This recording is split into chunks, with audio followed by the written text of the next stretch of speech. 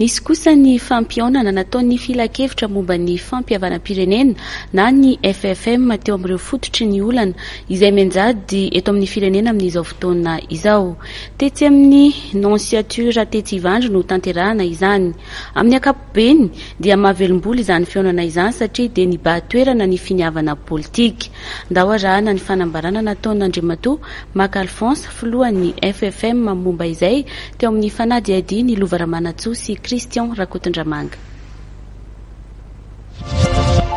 Manoloana ny toedraraha misy eto amin'ny firenena ankehitriny sy araka ireo andraikitra nakiny ny lalam-pandroenana sy ny lalàna 40 tsipika aotra 7 tamin'ny 2 febroary 7 nanondrenana ny conseil de fampihavanana malagasy na CFM dia noraisy loadidy ny nanasa ny solotena ny filohampirenena perinasa ny filohampirenena teo aloha ary ny filohan'ny tetezamita teo aloha mba hiaraka ifampidinika ho amin'ny famahana ny olana ka hizoran'ny firenena makany amin'ny fahatonina sy fanamafisana ny firaisan-kina-pirenena.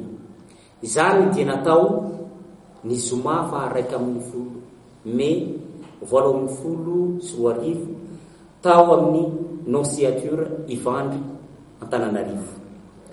Nandritra ny fampidiniana dia samy naneho ny heviny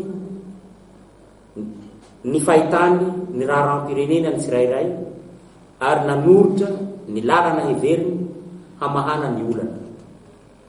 Marina fa nisotra tao anatin'ny faralahina tanteraka izany fanakalozan-kevitra izany.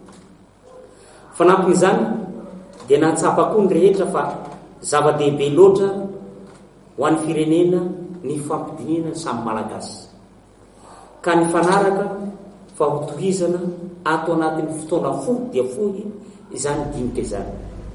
Farany naneho ny fisaorany sy ny fakasitrahana ny conseil de fampihavanana malagasy na ny CFM ny rehetra amin'ny fitantanana ny fampihavanana ka nandraisany ny andraiky amin'ny fitantanana ny fanelanelanana. Izy raha teo moa no rafitra nametrahana izany andraikitra izany.